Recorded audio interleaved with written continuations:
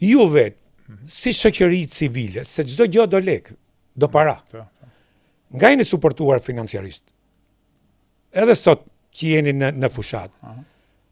Plus kohët e fundit që unë nuk i marr shumë për bazë, thashë themet këto të rrjeteve sociale, portalet po flasin, janë dhe video bile se janë shpërdarë, nuk e di ajo kanë thënë që bashkëshortja juaj dhe kunata juaj kanë pasuri që kanë përfituar nëpërmjet sistemit. Jo, unë ja u thash unë vetë se çfarë thonë dhe për mua. Por jam i detyruar të ja u bëj këtë pyetje që të jepni një përgjigje njerëzve. Ja ta japim përgjigjen. A ka pasuri bashkëshortja juaj? A ka pasuri kunata juaj dhe nga i ka këto pasuri? Ta japim përgjigjen.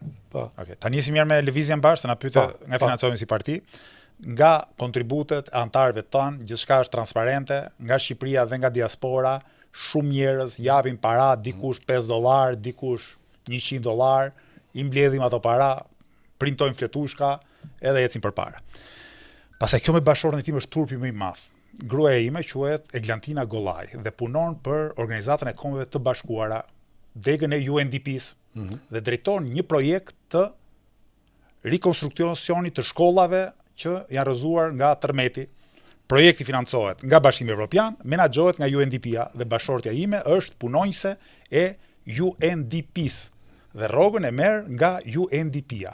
Pasuria e bashkëshortes time është e njëjtë me mua. Kemi vetëm një gjë në pronën tonë. Makinën Toyota Auris, diku te €5.000 që kemi bler dhe librat në shtëpi.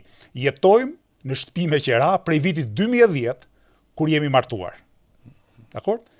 Bashkëshortja ime ka shtëpinë e prindërve, që është në pronësi të prindërve të tyre, në Shijak, edhe unë, mamaja ime jeton në shtëpinë e vet në rrugën Budi në Tiranë. Pa ajo nuk është pasuria jonë. Kur të vdesin prindrit, sa më larg qoftë. Jo, valla jetojnë sa më larg qoftë, unë do bëhem gjysmë pronari i shtëpisë 60 metra katror te rruga Budi, ajo do bëhet gjysmë pronarja e shtëpisë në Shijak. Kjo është pasuria jonë. Më kupton?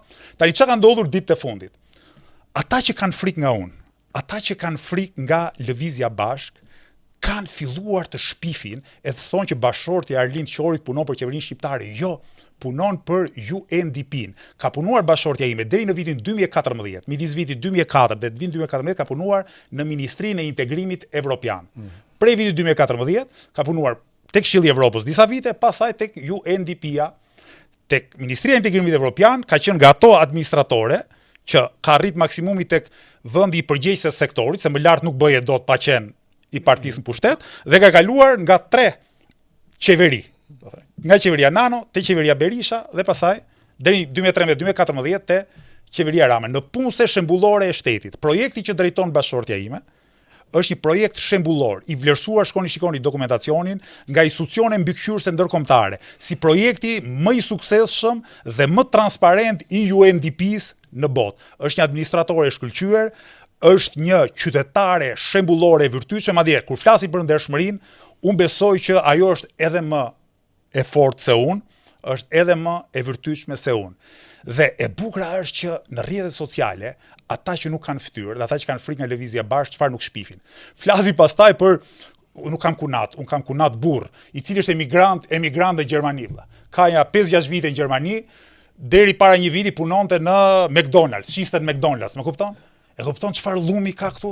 Të kuptoj shumë mirë se i kam vetë gorristo. I kam vetë gorrist. Do t'jap edhe një gjë tjetër. Kan thonë për mua që jam milionere, kan thonë për mua çfarë s'kan thonë, kan thonë që kam marrë tokë, s'kam marrë tokë akademia. Se kam gjuar edhe një gjë tjetër. Isha i detyruar ta bëj këtë pyetje dhe më jep mundësinë të informoj publikun. Dhe i parë që ma bë këtë pyetje, unë vërtet falenderoj se s'kam pas mundësi. Po, unë këtë natyrë kam. Para 2 ditësh lexova njërin që thoshte vllai Arlind Qori, thotë ka një pozicion drejtues në një nga këto kazinot e Tiranës. Vllai im është teknik kompjuteresh, vlla, klas punëtore. Punon një nga këto kazinot, rregullo kompjuterat. Merr asmerr ku dijon. Rrogën ku di 700.000 lekë, është teknik kompjuteresh, më kupton? Dhe këta thonë është drejtues. Ore teknik kompjuter, po u prish ajo makina, aty shkon me kaçavida edhe ndreq. Dhe thonë është drejtues te kazinoja. Pra këta njerëz që nuk kanë gjysmë gjëje për të gjetur tek unë tek familjarët e mirë, janë detyruar të shpifin pafundësisisht, sepse kujtojnë që se ne jemi si ata. Jo, ne jemi njerëz ndershëm. Ose duan bëjnë si ata nëpërmjet baltës.